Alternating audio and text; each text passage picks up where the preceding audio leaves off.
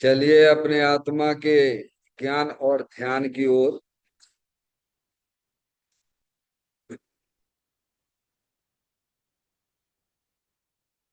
अपने चंचल मन को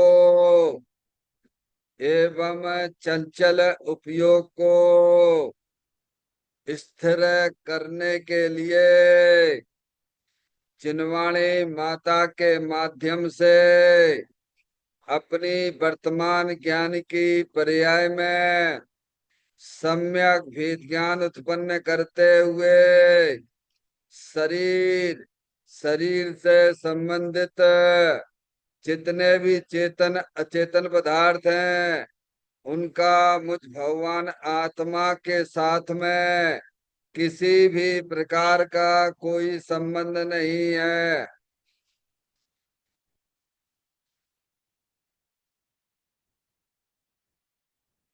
इस प्रकार समस्त पर पदार्थों में अपने संबंध की वृत्ति को छोड़ते हुए अंदर में जो शुद्ध पूर्ण अखंड ज्ञान ज्योति स्वरूप भगवान आत्मा है उसमें ही वर्तमान पर्याय का संबंध जोड़ते हुए कि मेरा यह भगवान आत्मा सदा काल शरीर आदि पर पदार्थों से भिन्न एकमात्र शुद्ध पूर्ण अखंड ज्ञान ज्योति स्वरूप है।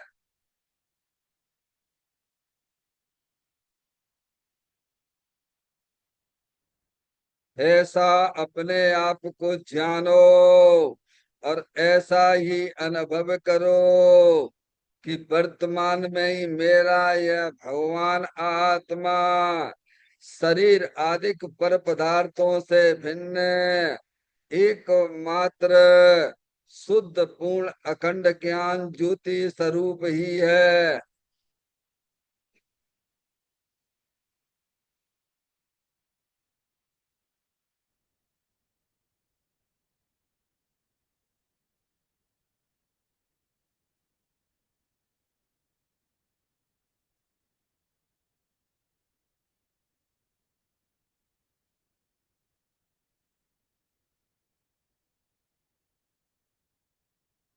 इसी प्रकार से संसार अवस्था में आत्मा की पर्याय में जो भी विविध प्रकार के पुण्य पाप के परिणाम दिखाई देते हैं वे समस्त परिणाम पर द्रव्यों की लक्ष्य से होने वाले भाव हैं।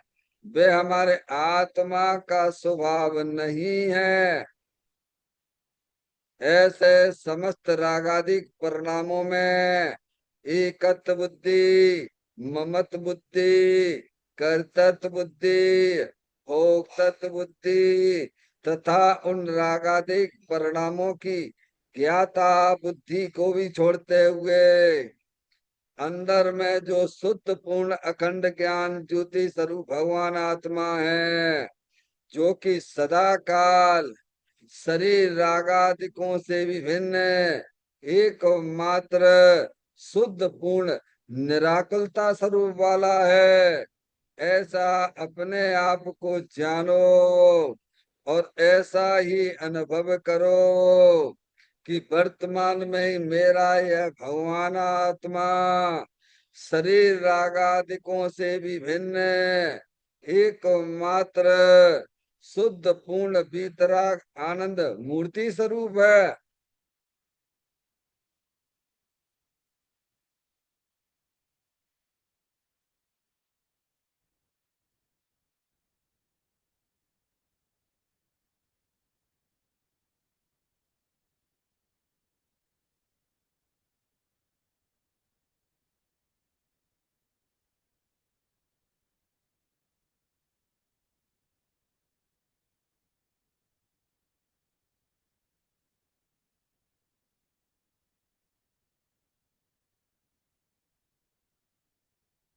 इसी प्रकार से संसार अवस्था में आत्मा की पर्याय में जो परद्रव्यों की लक्ष्य से होने वाला ज्ञान है, वह परलक्षी ज्ञान भी हमारे आत्मा का स्वभाव नहीं है। वह तो इंद्रिय जनित ज्ञान है। इस प्रकार शरीर, रागादिक और परलक्षी ज्ञान के पर्यायों से विभिन्न मैं तो एकमात्र शुद्ध पूर्ण अखंड ज्ञान ज्योति स्वरूप भगवान आत्मा हूँ। ऐसा अपने आप को जानो और ऐसा ही अनुभव करो कि वर्तमान में ही मेरा यह भगवान आत्मा शरीर, रागादिक और खंड खंड ज्ञान के पर्यायों से विभिन्न एकमात्र शुद्ध पूर्ण अखंड ज्ञान ज्योति स्वरूप ही है।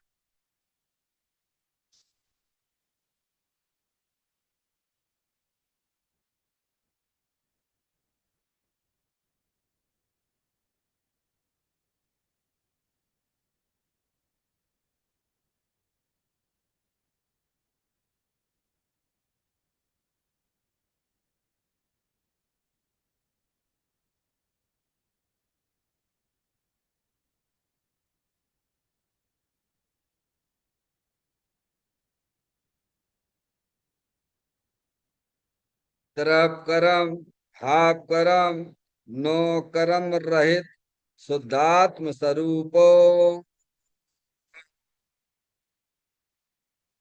मेरा ये भगवान आत्मा सदा काल शरीर आदि के नौ कर्मों से भिन्न है।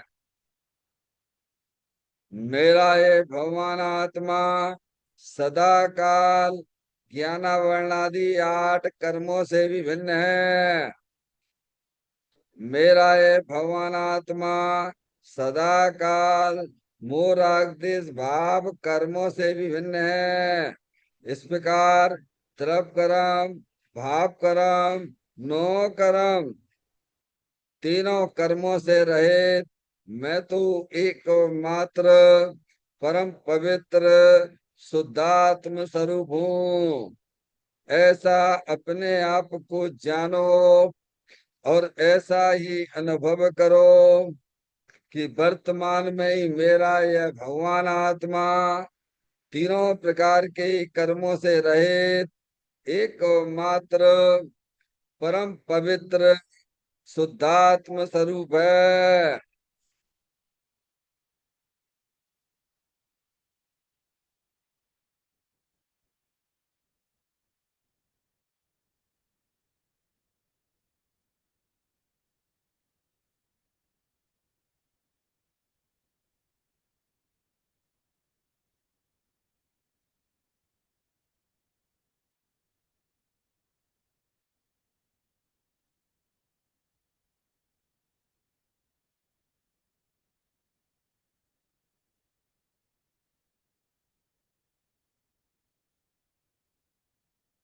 ओम नमः सिद्धेभ्य।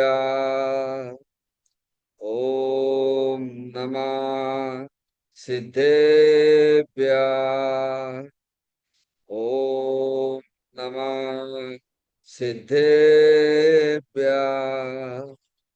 चिंतामणि सम स्वयं का चैतन्य तत्व महान है। निज का करूं मैं चिंतवन, निज का करूं श्रद्धान में। शुद्धात्मा ही देव है जो गुण अनंत निधान है। मैं स्वानुभव में देख लूं आत्मा स्वयं भगवान है।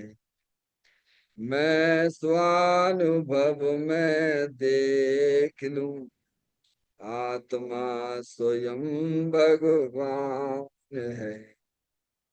लिम्मण जान परिठिया कम कलंक डयवी अपाल दौजेन परू ते परम पुड़बेरी सब करम मल्लिकाना से करो अरु प्राप्त कर निचुआ तुमा जो लीन निर्मल ध्यान में नम कर निकल परमात्मा सब नाश कर घन गाति अरवरी अंत पति को पालिया कर नमन उन जिन देव को यह काव्य पथ अपना लिया। श्री योग सारथी नामक परम आध्यात्मिक ग्रंथ स्वाध्याय हेतु में विराजमान है। आज से 1400 वर्ष पहले इस महान पवित्र ग्रंथ की रचना दिगंबर संत योगेंद्र महाराज जी हुए हैं। उन्होंने इस महान पवित्र ग्रंथ की रचना की और उन्होंने इस ग्रंथ का नाम योग सारजी रखा। योग सारजी का सीधा सा अर्थ है मुक्ति के मार्ग में योग का मतलब जोड़ होता है। किसका किसके साथ में जोड़ करना? तो अरियंत परमात्मा कहते हैं कि अपनी वर्तमान शुद्ध ज्ञान की पर्याय का अंदर में जो अपना त्रिकालिक ध्रुव भगवान आत्मा जो कि सदा का सर्व कर्म भाव कर्म नो कर्म से रहे एकमात्र शुद्ध पूर्ण अखंड ज्ञान ज्योति स्वरूप है। ऐसे गायक प्रभु परमात्मा में अपनी वर्तमान शुद्ध ज्ञान की पर्याय का संबंध जोड़ने का नाम योग है, जिसे शास्त्रीय भाषा में सम्यक दर्शन सम्यक ज्ञान भी कहते हैं। और चैतन्य भगवान आत्मा में ही अपनी वर्तमान पर्याय को मग्न कराना है, लीन करना, उसमें उसे सार कहते हैं, यानी सम्यक चारित्र कहते हैं। तो योग सार क्या हो गया? सम्यक दर्शन, सम्यक ज्ञान, सम्यक चारित्र वाली निर्मल पर्याय, पवित्र पर्याय जो अपने आत्मा के आश्रय से प्रकट होती है, इसे यहाँ योग सार कहते हैं। और इसे ही अरिहंत परमात्मा मोक्ष मार्ग कहते हैं और इसी का नाम धर्म है। देखिएगा योग सार ग्रंथ के माध्यम से हम और आप यहाँ पर 91 नंबर की गाथा का स्वाध्याय चल रहा है। इस गाथा का जो मूल विषय है आत्मा में स्थिरता, संवर और निजरा का कारण है। देखो आत्मा की पर्याय में धर्म कैसे होता है उसकी बात है। समझ में आया भैया?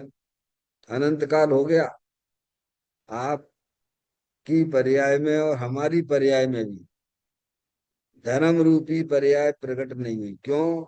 क्योंकि हम आत्मा को जानते ही नहीं है। तो योगेंद्र महाराज यहाँ ये कहती हैं कि जब ये आत्मा में अपने उपयोग को स्थिर करता है तब उसको धर्म रूपी संवर वाली पर्याय प्रकट होती है। समझ में आया? धर्म यानी क्या? अतीन्द्रिय आनंद। धर्म यानी क्या? निर्मल वाली पर्याय। समय में अपना भगवान आत्मा शुद्ध बुद्ध चेतन घन है ना, उसकी दृष्टि करता है तो उसकी पर्याय में अतीन्द्रिय आनंद की प्राप्ति होती है और वह अतीन्द्रिय आनंद बढ़ता हुआ निर्जरा के रूप में चला जाता है और वह बढ़ता बढ़ता विकास करता करता करता करता करता केवल ज्ञान और मोक्ष की पर्याय को प्राप्त कराता है। समझ आए? इसीलिए धर्म का कारण क्या निकला कि आत्मा को पहचानिए, आत्मा को अपना जानिए और आत्मा में ही अपनी पर्याय को स्थिर करना। ये धर्म की परिभाषा है। समझ में आ गई बात? सुनील भाई 13वां दिन हो गया इस गाथा को चलते चलते, अभी और भी चलेगी। पर ये बात तो समझना चाहिए कि धर्म कैसे होता है, या आत्मा के आश्रय से होता है। तो आपने इस गाथा का स्वाध्याय किया और नहीं समझ में आया, आप तो बस यही समझे बैठे हुए हो कि भगवान की पूजा कर लो, भगवान की भक्ति कर लो। क्या है, ज्यादा है तो स्वाध्याय कर लो भैया।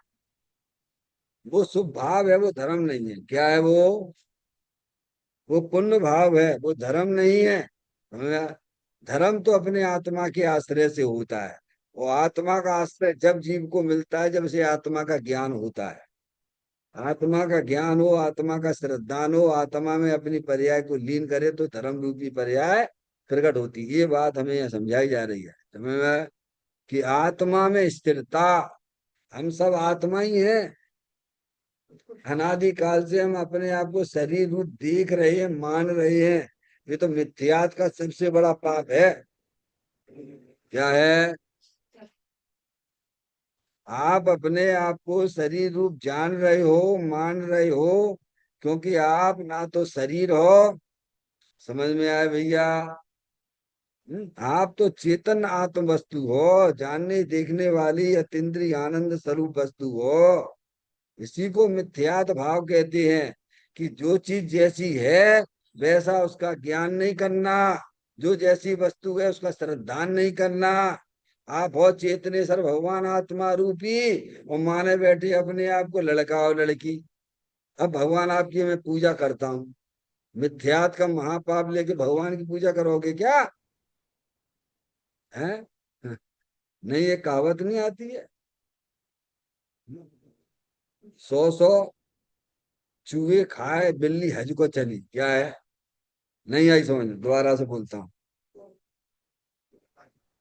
है क्या मतलब यहाँ का? है, हम मिथ्यात्व का माँ बाप संगे लेके चल रहे, भगवान की पूजा भक्ति की जा रही है। ऐसा ही है ये पाप ये। समय में स्वाध्याय करोगे तो ये ज्ञान के नेत्र खुलेंगे तुम्हारे। इसलिए स्वाध्याय को परम तप की संज्ञा दी जाती है। सबसे पहले अपनी अज्ञानता दूर करिए। अगर मंदिर में आए हो धर्म करने के लिए, तो धर्म का स्वरूप समझिए। आत्मा में स्थिरता। क्या है? आप सब आत्मा ही हैं। और आपको जैन दर्शन में आत्मा समझने का मौका मिला है। दुनिया में आत्मा की बातें की जा सकती हैं, लेकिन आत्मा के वास्तविक स्वरूप को वे बता नहीं सकते हैं। समझ में आया भैया? तो कहते आत्मा में स्थिरता संवर यानी धर्म। संवर यानी क्या है? धर्म किसे कहना? बोलो, धर्म की दो परिभाषाएं आई हैं। हैं? बोलो, बहुत जोर से बोलो, हम सुनेंगे बराबर, कोई बात नहीं हम। हाँ बोलो भैया, धर्म की दो परिभाषाएं आई हैं। हाँ, ऊपर जाते हो भगवान की यहाँ वेदी पे, दर्शन करते हो ना आप लोग? हैं? हाँ, बहुत बढ़िया, पूरा अच्छी तरह बोलो। ये लिखा है कि धर्म का मूल सम्यक दर्शन है। देखो भैया, जो लिखा है वो बोलो। हाँ, बहुत दिक्कत है भैया। धर्म का मूल सम्यक दर्शन है, क्या कहा उन्होंने? धर्म का मूल, मूल यानी जड़, सम्यक दर्शन यानी आपने आत्मा का दर्शन। समझ में आया भैया? ये धर्म का मूल है। धर्म का मूल सम्यक दर्शन है। और क्या लिखा? चारित्व खलु धम्मो, है, और चारित साक्षात धर्म है। नहीं आई समझ में? वो धर्म का मूल, तो चारित्र पहले होगा कि धर्म सम्यक दर्शन होगा? बोलो। पढ़ते हो पर भाव बिल्कुल ख्याल में नहीं रहता है। पढ़ लिया तोते की तरह, भाषा का हो जाएगा तुम्हारा। तोता बोले राम राम राम राम, याद कराए होगा। है? तो भाई कितना पुण्य बनता होगा भैया। है? ऐसी जिनवाणी माता की बात है। आप भगवान को सुनाते रहते जिन्हें जरूरत नहीं है। जैसे कोई मूर्ति को सुनाता है नहीं। अरियंत नाम सत्य है, अरियंत नाम सत्य है, और एक नहीं सब मिलके सुनाते हैं। कौन को?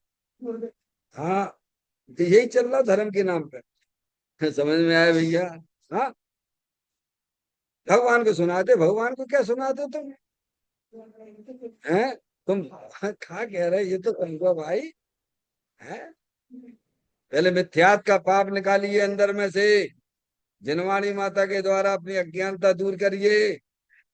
आप चेतनेश्वर भगवान आत्मा हो। समझ में आया भैया? ये तो शुभ अशुभ भाव, तो ये तो सब अनंत बार तुमने करे हैं भगवान। हाँ, तुम्हें अपनी कथा मालूम नहीं है?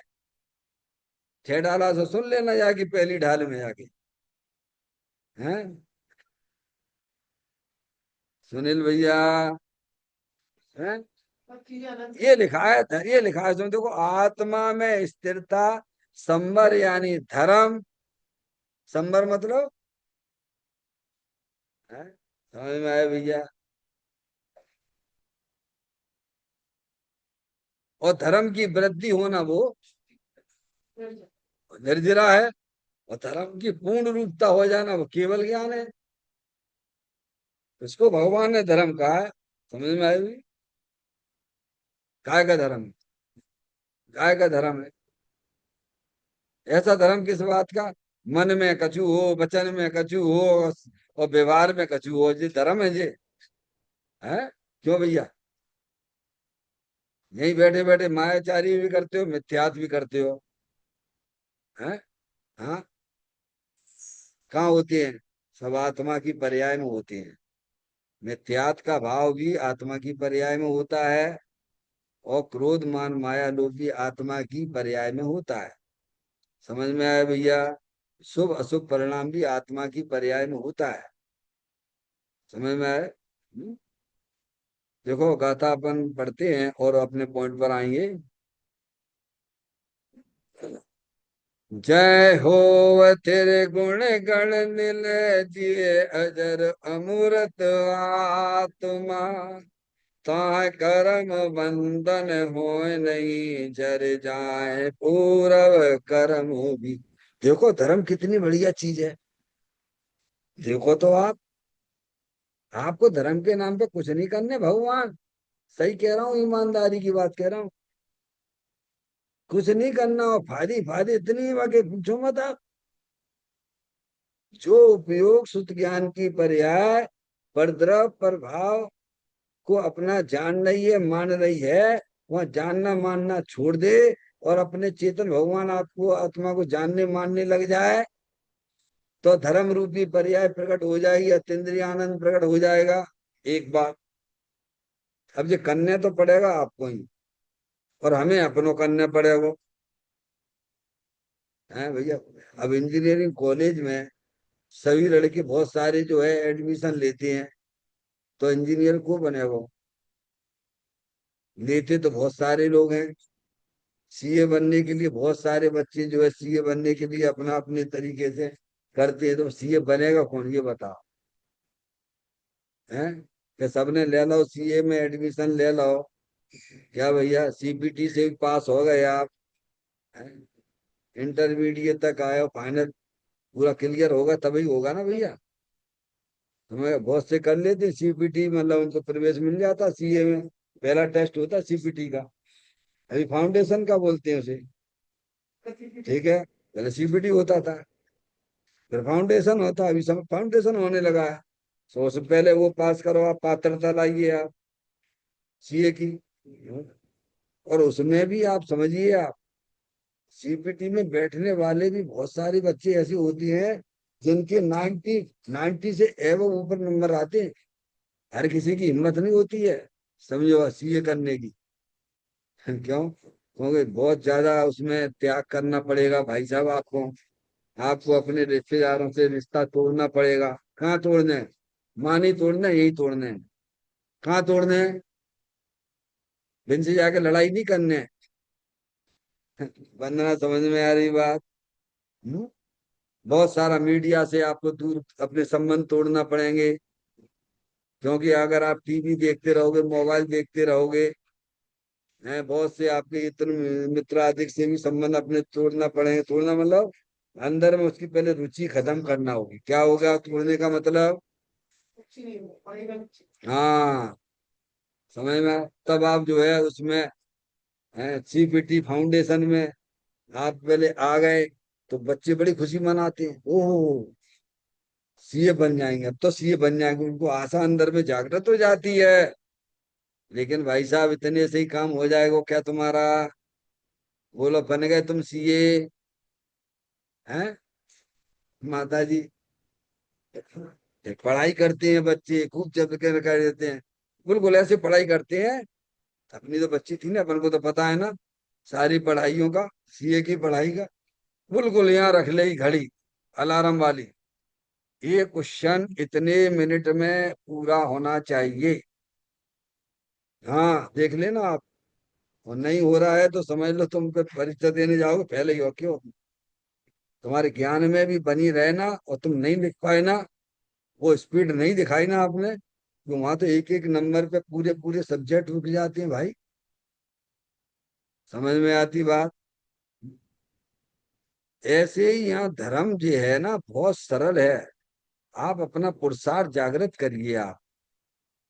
आप अपनी रुचि जो है परद्रव्यों से आप पूरा संबंध तोड़ दीजिए।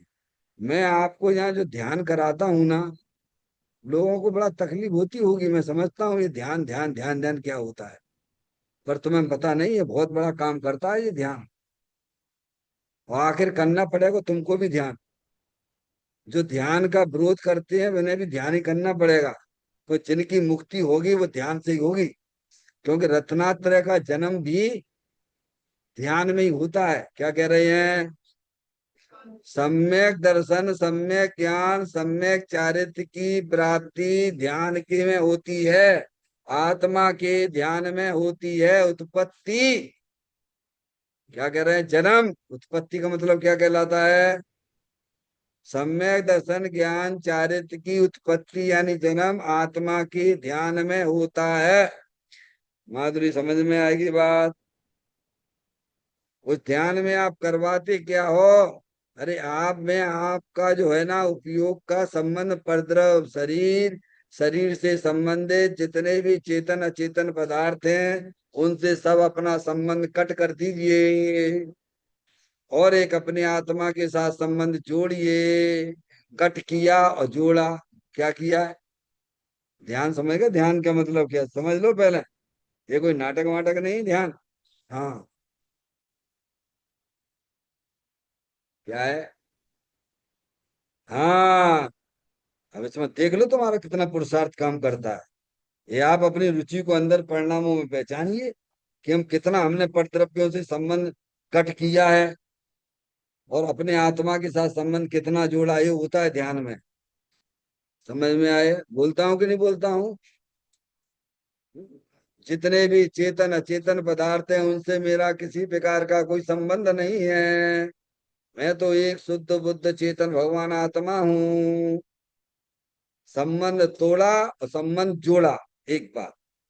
दूसरी बात मैं ध्यान में बोलता हूं कि जितने भी पुण्य पाप के परिणाम हैं, विकारी परिणाम हैं, इनसे भी अपना संबंध तोड़ दीजिए। क्या होता है ध्यान में माता जी? हम उस शरीर से भिन्न चेतन अचेतन पदार्थ से संबंध जोड़े बैठे हैं। क्या कह रहे? अब तुम कहो मैं ध्यान करा, तो कैसे तुम्हारा ध्यान हो जाएगा? पहले अभ्यास करो। क्या करो भैया?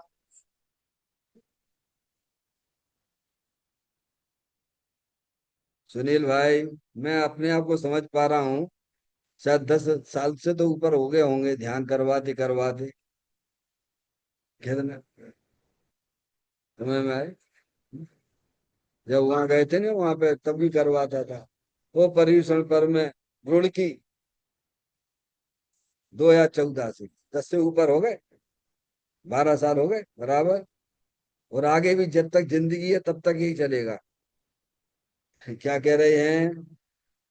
हाँ, क्योंकि एक ही काम भगवान ने कही है, आत्मा का ध्यान करो।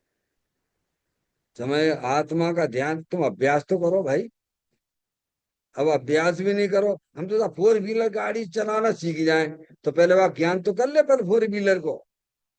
और ज्ञान कर लिए तो ज्ञान से क्या सीख गए क्या? अरे सीख गए ज्ञान करने से? हैं माता जी?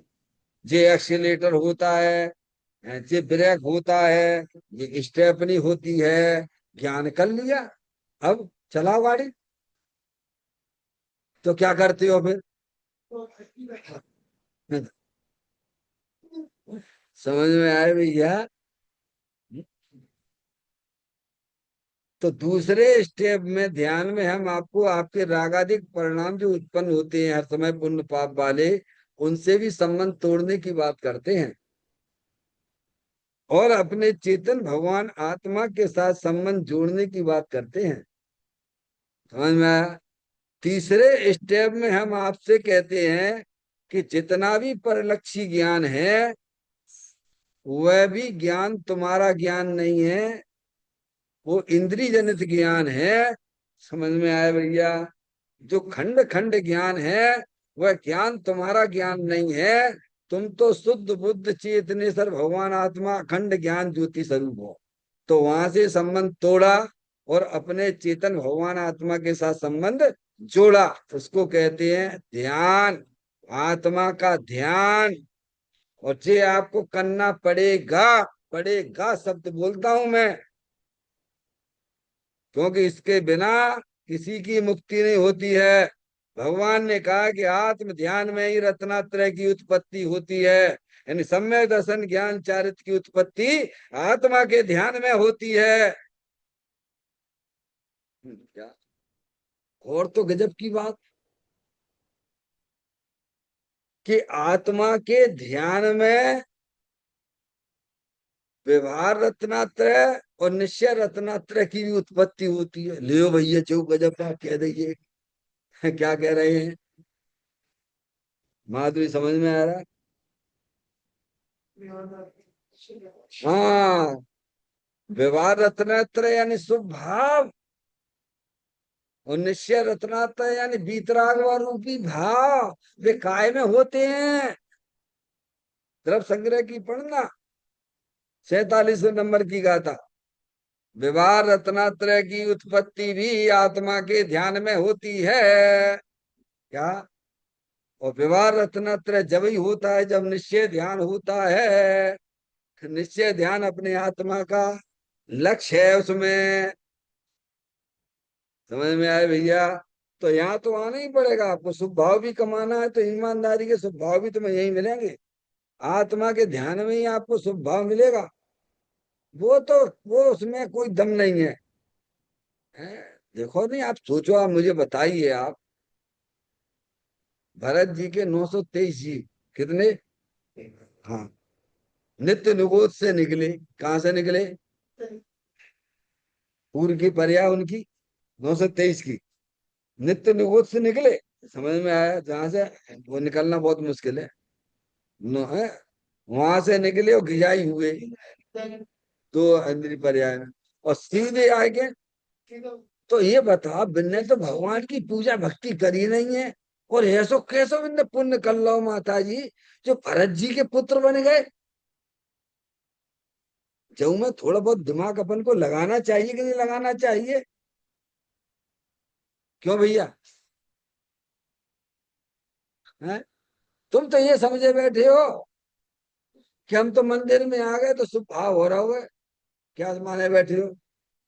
भगवान की पूजा भक्ति कर ली, हम शुभ भाव हो रहा हुआ है। क्या? अब पति पत्नी दो लोग आए मंदिर में, पत्नी ने पहले दर्शन करके बैठ गई और पति दर्शन कर रहा हुआ है। समझ में आए भैया? अब पत्नी वहां बैठी है। क्या? और तुम्हें लग रहा हो कि वो प्रवचन सुन रही, तुम्हें लग रहा है कि धर्म कर रही है, और बाका जैसी बा को पति आती है वो पति के साथ चल देती है। तो क्या चल रहा है उसके परिणामों में? अरे भैया, का जो समझ में आती है, उस लेडीज का लक्ष्य किधर है? आपको दिखाई देगी मंदिर में बैठी है। समझ में आया? वो तो ये इंतजार कर रही है कब हमारा पति जो है हमारे पास आ जाए और हम उसके साथ चल लें। तो आप ये बताओ कि उसको पुण्य हो रहा है कि पाप हो रहा है कि धर्म हो रहा है? तुम बताओ चलो, तुम्हारी परिभाषा क्या है पुण्य पाप और धर्म की? है क्या कह रहे? क्यों भी पाप कैसे कह दिया आपने? तुम्हें तो ये लगेगा, वो तो प्रवचन सुन रही है, तुम्हें ये लगेगा कि भैया बहुत अच्छा काम कर रही, मंदिर में बैठी है, लेकिन बाकी मन में क्या चल रहा है कि हमारा पति जल्दी से जब आ जाए हमारे पास तो बाकी संग चल दें। अगर उसके अंदर में स्वाध्याय के प्रति प्रेम होता तो वो कहती पति से तुम थोड़ा ही बैठ जाओ। क्या कहती वो? बिल्कुल भी नहीं है, सब ये धर्म के नाम पर नौटंकी चल रही है, ध्यान रखिएगा। आप जितना भी भगवान की पूजा भक्ति करते आप अपने परिणामों को टटोलने की कोशिश करना, आपको मालूम पड़ जाएगा कि क्या चल रहा है, पुण्य चल रहा हो कि पाप चल रहा हो। धर्म तो जब आत्मा के साथ संबंध जोड़ोगे तभी धर्म होगा। समझ में आया भैया? वंदना, समझ में आ गई बात?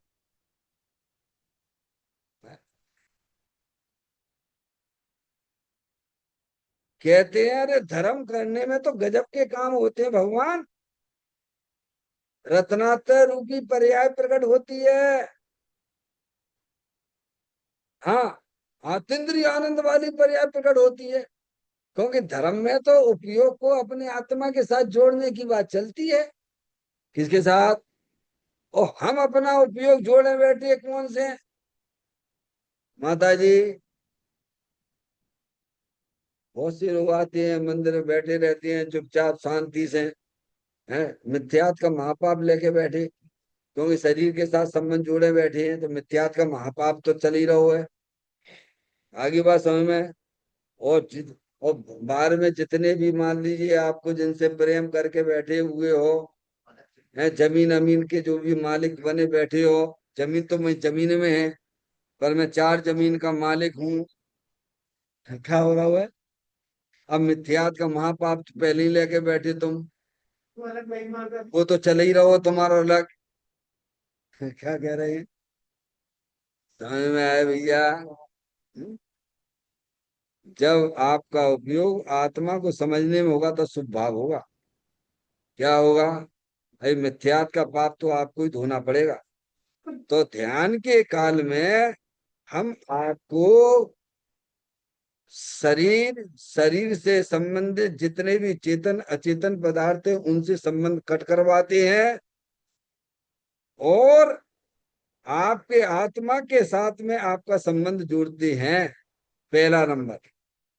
दूसरा नंबर, जो भी आत्मा की पर्याय में शुभ अशुभ परिणाम होते हैं उनकी एकत्व बुद्धि, ममत्व बुद्धि, कर्तृत्व बुद्धि, भोक्तत्व बुद्धि, ज्ञाता बुद्धि को छोड़ते हुए अंदर में जो चेतन भगवान आत्मा है उसके साथ संबंध जोड़ते हैं। क्या कहा? दोबारा से सुनना ध्यान की प्रकरण में। एकत्व बुद्धि छुड़ाई गई है,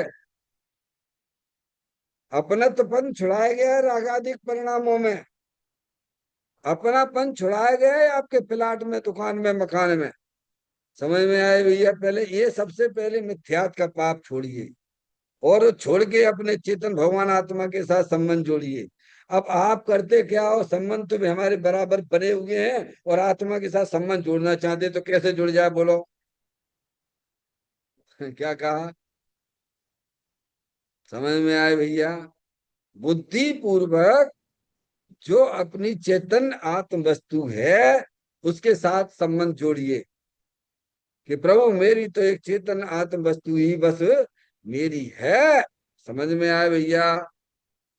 और जो आपका इंद्रिय जनित ज्ञान है, परलक्षी ज्ञान है, इससे भी अपना संबंध तोड़ दीजिए। क्या करना? समझ में आया भैया? मेरा तो बस ज्ञानेश्वर भगवान आत्मा ही बस मेरा है, उससे संबंध जोड़िए भगवान। ये तीन स्टेप हुई आपकी। चौथी स्टेप में द्रव कर्म भाव कर्म नो कर्म से रहित मैं तो शुद्धात्म वस्तु हूँ।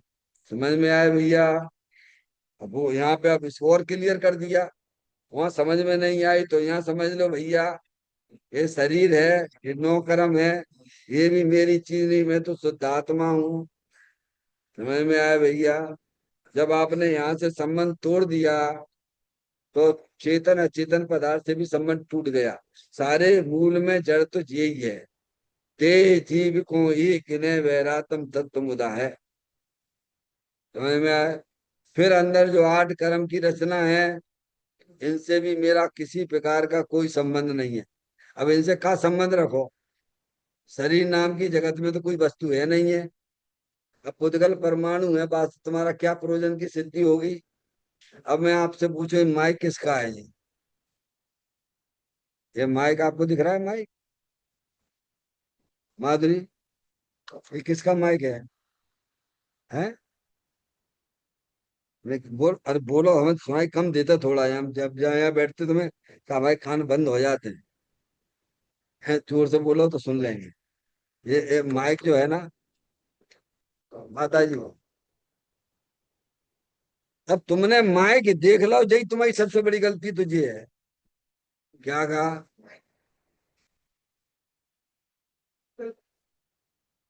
हैं? पंडित जी सब जगह कह रहे हो? हाँ, तुमने चाहे माइक देख लो तो सबसे पहली गलती तो तुम्हारी यही है। क्या? तभी तो आप कह रहे हैं पुद्गल परमाणु पर। समझो पहले बात को।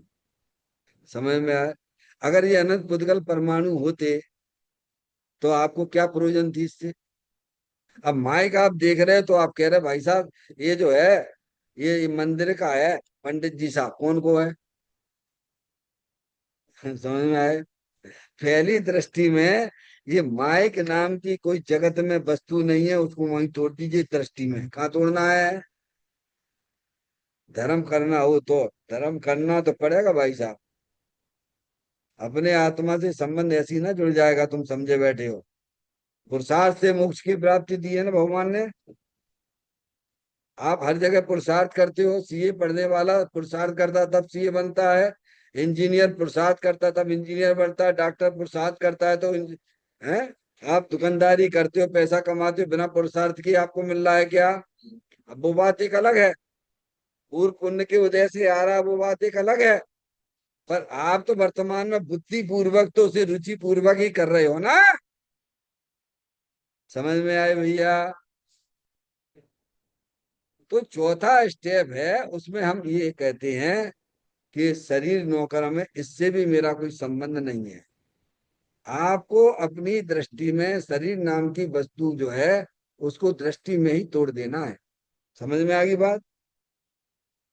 ऐसे ही 8 कर्मों की रचना है, उसको भी दृष्टि में अनंत पुद्गल परमाणुओं के पिंड है। समझ में आए? दृष्टि में तो तोड़ दे पहले। शरीर नाम की वस्तु नहीं, कर्म नाम की वस्तु नहीं है। और अंदर जो मोह राग द्वेष के परिणाम होते हैं, वे तो एक आने जाने वाली वस्तु है, आगुन्तक भाव है। वे हर समय संसार अवस्था में उत्पन्न होते हैं, चले जाते हैं। अब जब आने जाने वाली चीजें, तो मेरा उनसे क्या लेना देना भगवान? उन्हीं के पीछे एक चेतन भगवान आत्मा अविनाशी रूप से विद्यमान है ना, उसे अपना जानो, उसे अपना मानो, उसके साथ संबंध जोड़ो। तो तीनों से संबंध टूट गया कि नहीं टूट गया? बोलो। है? तो तुम्हें अपने भगवान आत्मा के दर्शन हो जाएंगे, और दर्शन हो गए तो तुम्हारा काम सिद्ध हो गया। तो आत्म ध्यान में ही रत्नात्रय का जन्म होता है। सम्यक दर्शन ज्ञान चारित्र की उत्पत्ति आत्मा के ध्यान में होती है। और वे क्रम से विकास करते हैं। फिर क्या करते हैं? सम्यक दर्शन, सम्यक ज्ञान, सम्यक चारित्र। अब वे धीरे धीरे अपने अपने क्रम में बढ़ते हुए पूर्णता को प्राप्त होते हैं। आगे बात समझ में? पर सम्यक दर्शन की उत्पत्ति, यानी रत्नात्रय की उत्पत्ति, तो आत्मा के ध्यान में ही होती है। उनका विकास जरूर का समय अपने अपने समय में पूर्ण करते हैं। अब सम्यक दर्शन का पूर्ण विकास कहाँ होता है माता जी? अब जन्म तो हो गया आत्मा के ध्यान में, बराबर? माधुरी, जन्म समझते हो? जैसे बच्चों का जन्म होता है ना, समझ में आया भैया? ऐसे वितराग रूपी पर्याय रत्नात्रय, आत्मा के ध्यान में उनका जन्म तीनों का होता है, दो का नहीं। आत्म स्थिरता लिए नहीं। तीन रत्नात्र प्रकट होती है काय में। तुमको ऐसे नहीं को पहले सम्यक दर्शन वालों बड़ा लड़का पैदा हो जाए, फिर सम्यक ज्ञान वालों फिर उससे छोटा पैदा हो जाए, हैं, और फिर उसके बाद जो है चारित्र वाला। समय तीनों एक साथ में प्रकट होते हैं, आत्मा के ध्यान में ही प्रकट होते हैं। किसी किसी के दो दो बच्चे होते हैं। वहां तो फिर भी जो भी क्रम होगा कि पहले जो होगा फिर 1 मिनट बाद जो होगा, है तो कह देते दो भाई। यहाँ तो एक समय में तीन पैदा होती है। क्या कह रहे हैं? हाँ, क्या कह रहे हैं भैया? हैं? आज तक पैदा नहीं भाई, आज तक पैदा नहीं भाई। रत्नात्य रूपी रतन आज तक इस जीव की आत्मा की पर्याय पैदा नहीं हुआ है। और पैदा हो जाता तो पंचम काल में पैदा नहीं होता ये, ध्यान रखिएगा। और आप मंदिर आते हो तो इसी उद्देश्य से आना कि मुझे रत्नात्य रूपी पुत्र पैदा करना है। रत्नात्य रूपी पुत्र आपके आत्मा के ध्यान में ही पैदा होंगे, ध्यान रखना। जब तक आपका उपयोग केंद्र अपना भगवान आत्मा नहीं होगा, तब तक वे रत्नात्य रूपी पुत्र पैदा होने वाले नहीं है। समझ में आ गई बात? अब वे पूरे होंगे अपने क्रम क्रम में क्या। अब सम्यक दर्शन की पूर्णता कहाँ होगी, बोलो भैया? बोलो भैया, कछु बताओ हमें भी। कौन से गुण स्थान में होगी? चौथे गुण स्थान में तो रत्नात्य रूपी पुत्र पैदा भई। क्या हुए? चौथे गुण स्थान से रत्नात्य रूपी पुत्र गुण। अब गुण स्थान की परिपाटी में बात कर रहे हैं अपन। क्या कह रहे हैं माता जी? थोड़ा आज व्याख्या दूसरी हो रही है, आज धर्म की व्याख्या हो रही है, समझ में आया भैया? अब गुण स्थानों की परिपाटी में देखोगे तो चौथे गुण स्थान में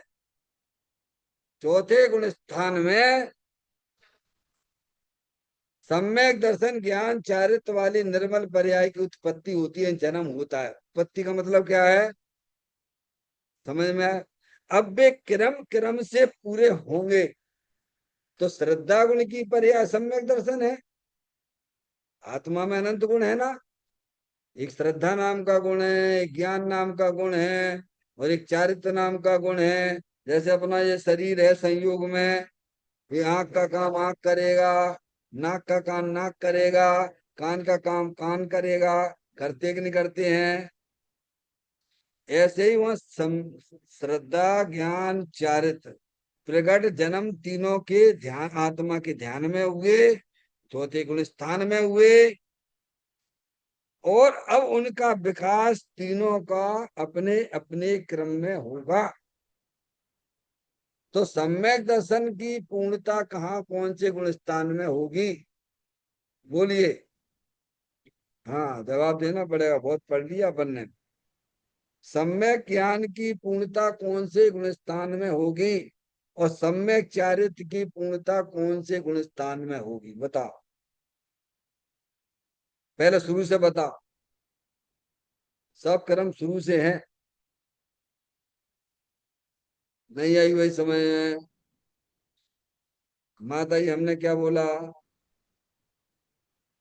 सम्यक दर्शन की पूर्णता कौन से श्रद्धा गुण की निर्मल पर्याय की पूर्णता कौन से गुण स्थान में होगी, इस भाषा में बात कर रहा हूँ। आप श्रद्धा गुण की, श्रद्धा गुण की निर्मल पर्याय की पूर्णता किस गुण स्थान में होगी? सम्यक ज्ञान गुण की निर्मल पर्याय की पूर्णता कौन से गुण स्थान में होगी? चारित्र गुण की पूर्णता निर्मल पर्याय की कौन से गुण स्थान में होगी? पर जन्म तो चौथे गुण स्थान में ही होता है। तीनों का जन्म यहाँ हुआ, और पूरे कहाँ होंगे ये बताना है आपको। क्या प्रश्न है? हाँ, ऐसा नहीं है, गड़बड़ सड़बड़ मत करना ना भैया। दो चीजें हैं, ध्यान रखिएगा। हैं माता जी? शुरू शुरू से बताइए, शुरू से। हैं?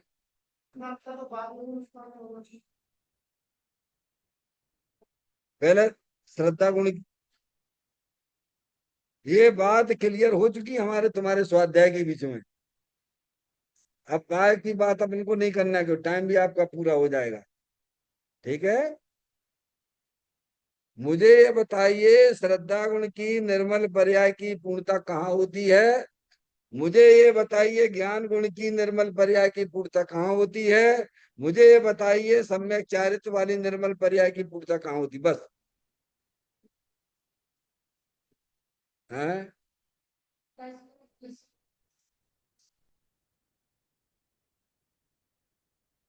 पकड़ के चलना है इनकी बात को। हाँ, क्या कह रहे हैं। पूर्णता सम्य दर्शन की, मतलब श्रद्धा गुण की निर्मल पर्याय पूर्णता कहाँ बता रहे हो। 10वां बराबर। चलिए, तुम्हारा क्या कह रही माता जी।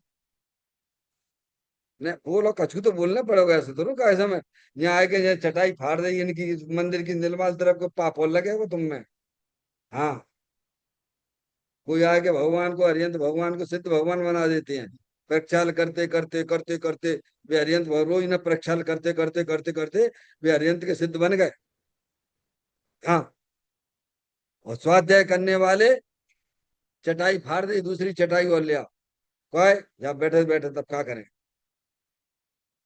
निर्मल धर्म का पाप लगे। अरे कछु तो भाई बताओ भाई।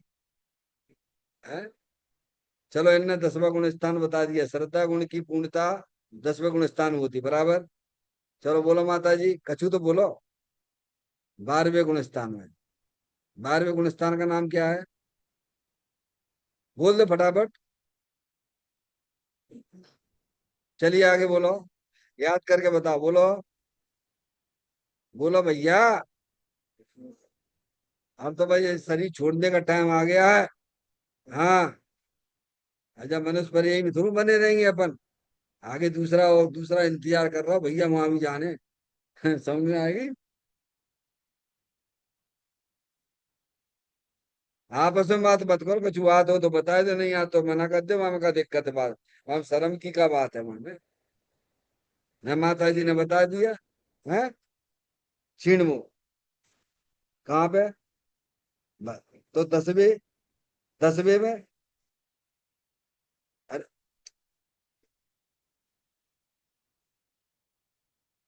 मैंने पूछा श्रद्धा गुण की पूर्ण निर्मल पर्याय कहाँ होगी, तो उत्पन्न तो चौथे में भाई, ये तो हमने आपको पहले ही बता दिया है, ठोक ठोक के बता दिया है। रत्नात्रय की उत्पत्ति चौथे गुण स्थान में होती है। समझ में आ गई बात। अब इनकी तीनों गुणों की निर्मल पर्याय की पूर्णता कौन से गुण स्थान में होती है। हैं, तुम्हारा तो 10वां था ना, 10वां पक्के। बैठ के चलो, माता जी आपका कौन सा है। वंदना तुम आओ। भाई साहब अभी किसकी बात चल रही है, अभी पहले ये बात किसकी चल रही है। हैं, किसकी बात चल रही है, क्या की बात चले भाई की बात पूरी करो। ये उलझने का काम नहीं है, यहाँ पे धर्म में बिल्कुल उलझने का काम नहीं है। सीधी सीधी बात है। तुम अपने आप को चेतनेश्वर भगवान आत्मा मान लो तो तुम्हारा संसार खत्म। हाँ, सीधी सीधी बात है, यहाँ उलझाने की कोई बात नहीं है। समझ में आएगी बात।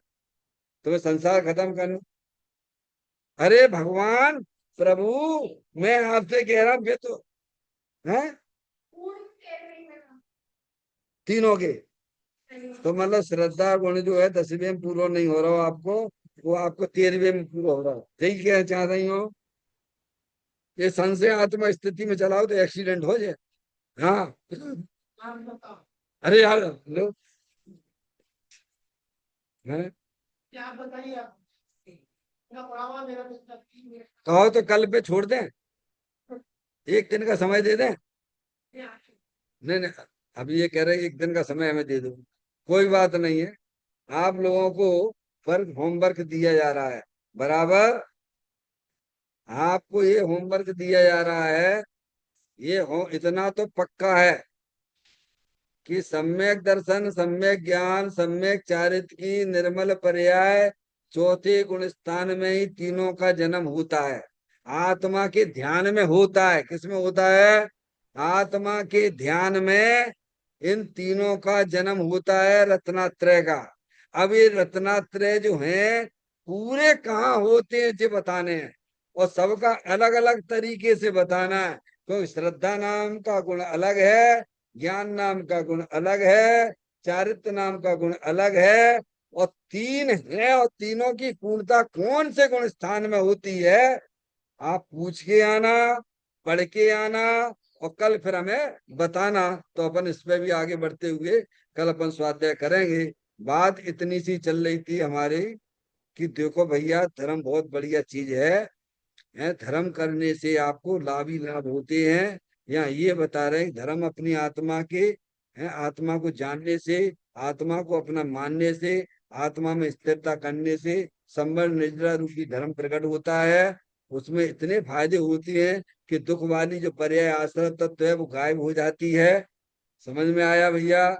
और जो आपके जो नए कर्म बनेंगे नहीं अब, कितना फायदा ही फायदा। और जो पुराने कर्म बने थे अज्ञान अवस्था के, वे भी निर्जरित हो जाते। इसे भगवान ने धर्म कहा है। कल आपको जो होमवर्क दिया गया उसके ऊपर चर्चा करके आना, विचार करके आना। चैतन्य का स्मरण प्रति क्षण करो रे, भाभी के अनंत दुखी को पल में हरो रे। अक्षय अनंत निज शोक निदान पाओ, गाओ अरे नित इसी के गीत गाओ, गाओ अरे नित इसी के गीत गाओ।